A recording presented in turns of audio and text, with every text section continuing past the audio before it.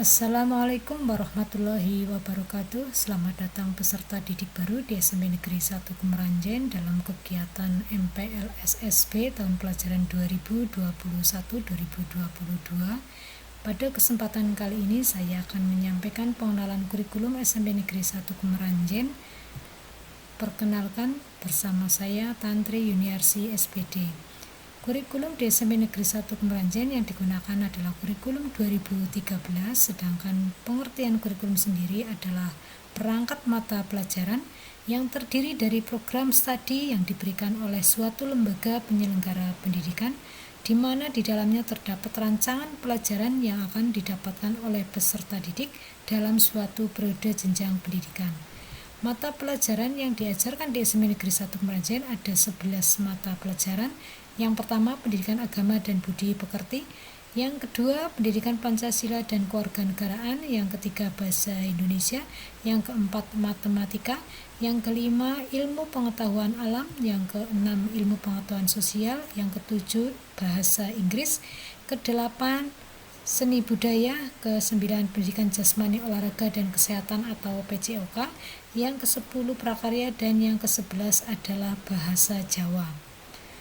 Kemudian untuk muatan mata pelajaran terdiri dari dua kelompok A dan kelompok B. Untuk mata pelajaran kelompok A, yang pertama adalah pendidikan agama dan budi pekerti dengan alokasi waktu per minggu untuk kelas 7 3 jam, kelas 8 3 jam, dan kelas 9 3 jam. Yang kedua, PPKN, alokasi waktu per minggu untuk kelas 7 3 jam, kelas 8 3 jam, dan kelas 9 juga 3 jam. Yang ketiga, bahasa Indonesia, alokasi waktu per minggu untuk kelas 7 6 jam, kelas 8 6 jam, dan kelas 9 6 jam.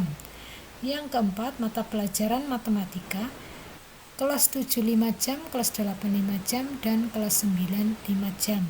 Untuk yang kelima, IPA, alokasi waktu per minggu untuk kelas 7 5 jam, kelas 8 5 jam, dan kelas 9 5 jam. Yang keenam, mata pelajaran IPS, alokasi waktu per minggu untuk kelas 7 4 jam, kelas 8 4 jam, dan kelas 9 4 jam. Yang ketujuh, mata pelajaran bahasa Inggris, alokasi waktu per minggu untuk kelas 7 4 jam, kelas 8 4 jam, dan kelas 9 juga 4 jam. Untuk mata pelajaran kelompok B, yang pertama adalah seni budaya, alokasi waktu per minggu kelas 7 3 jam, kelas 8 3 jam, dan kelas 9 3 jam.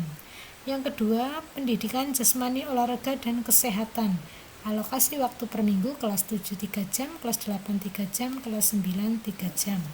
Yang ketiga, mata pelajaran prakarya, alokasi waktu per minggu kelas 7 2 jam, 8 2 jam, dan kelas 9 2 jam.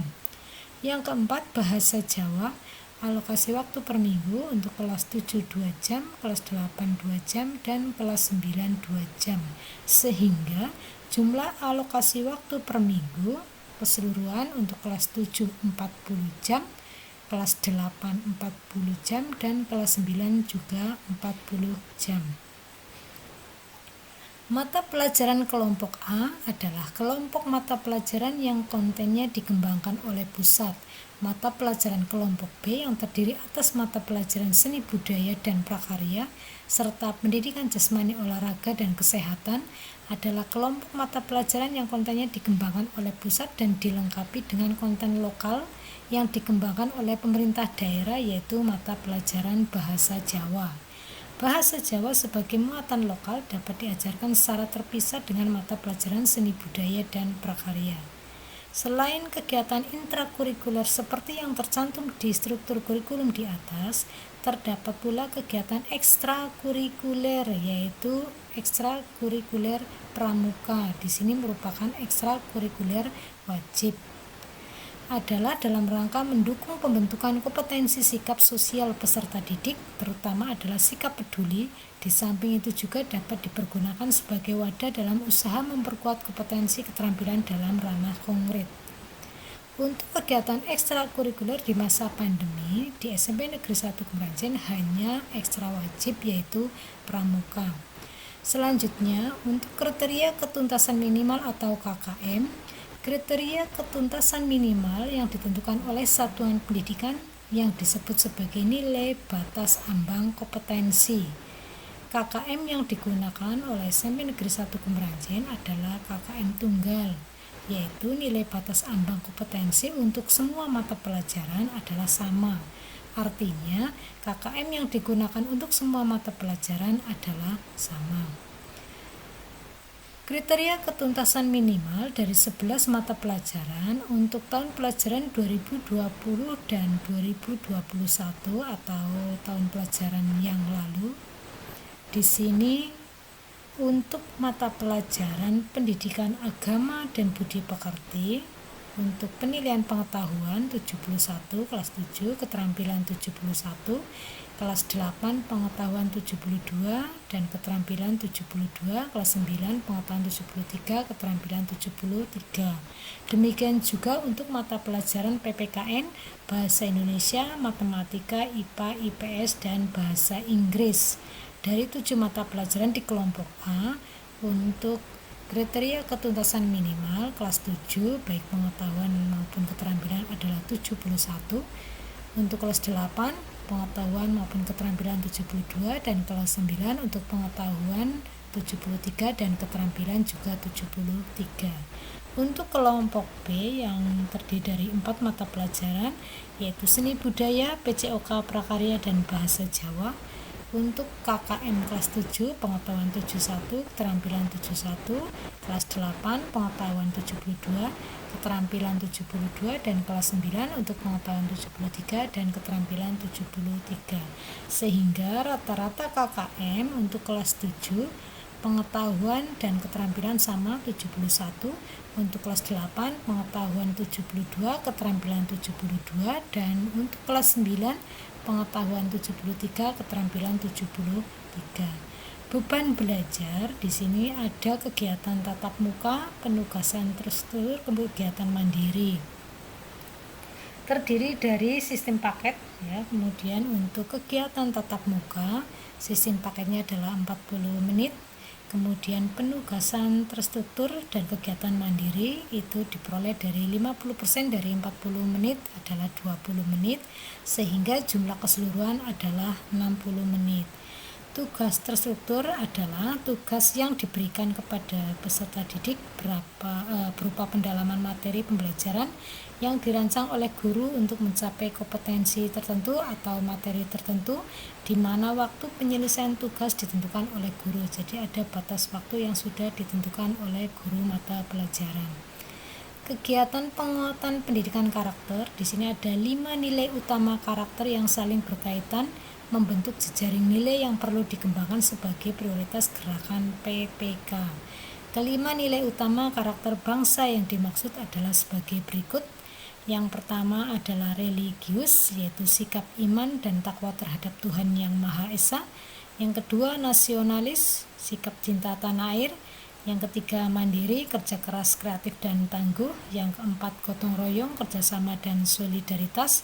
Dan yang kelima integritas, yaitu kejujuran, keteladanan dan tanggung jawab. Kegiatan belajar mengajar di masa pandemi. Jadi untuk kegiatan pembelajaran yang dilaksanakan di SMP Negeri 1 Kemeranjen selama masa pandemi itu dilaksanakan secara online atau daring dalam jaringan.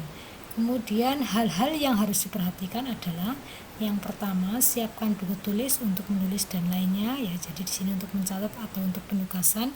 Kemudian yang kedua, buku paket yang dipinjami dari sekolah sebagai sumber belajar. Yang ketiga, siapkan perangkat HP atau laptop. Yang keempat, kuota paketan harus penuh. Yang kelima, tempat dengan sinyal yang kuat. Jadi carilah tempat dengan sinyal yang kuat. Yang keenam, perhatikan jadwal dan mata pelajaran. Yang ketujuh, ikuti instruksi atau petunjuk dari guru mata pelajaran yang akan mengisi. Jadwal pembelajaran yang digunakan selama masa pandemi bisa diperhatikan di sini. Ada 5 hari yaitu Senin, Selasa, Rabu, Kamis, Jumat. Setiap 1 jamnya adalah 40 menit.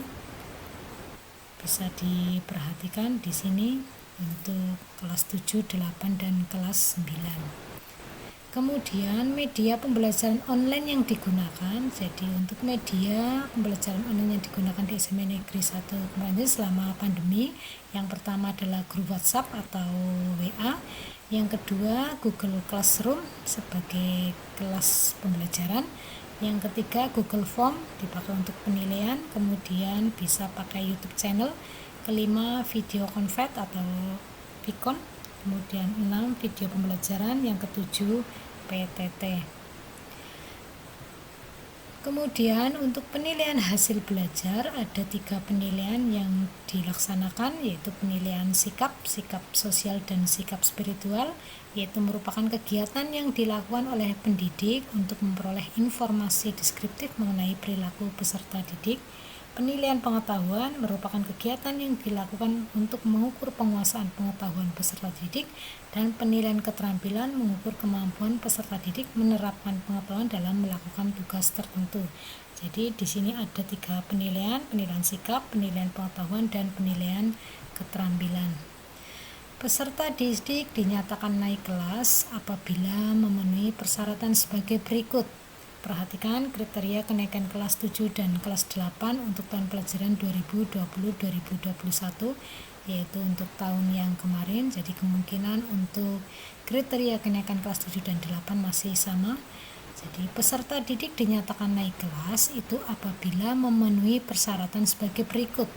Yang pertama, menyelesaikan seluruh program pembelajaran dalam 2 semester pada tahun pelajaran yang diikuti. Yang kedua, predikat sikap, yaitu sikap spiritual dan sikap sosial minimal baik, yaitu memenuhi indikator kompetensi sesuai dengan kriteria yang ditetapkan oleh satuan pendidikan.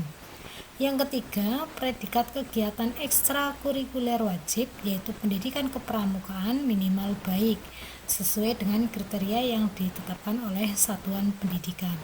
Yang keempat, tidak memiliki lebih dari 2 mata pelajaran yang masing-masing capaian pengetahuan dan atau keterampilan di bawah KKM. Apabila ada mata pelajaran yang tidak mencapai KKM pada semester ganjil dan atau semester genap, maka ketuntasan mata pelajaran diambil dari rata-rata nilai setiap aspek mata pelajaran pada semester ganjil dan genap. Demikian pemaparan materi tentang pengenalan kurikulum di SMP Negeri 1 Kemeranjen. Terima kasih. Pesan dari saya, marilah belajar bersama dan bersama-sama belajar. Tetap semangat. Assalamualaikum warahmatullahi wabarakatuh.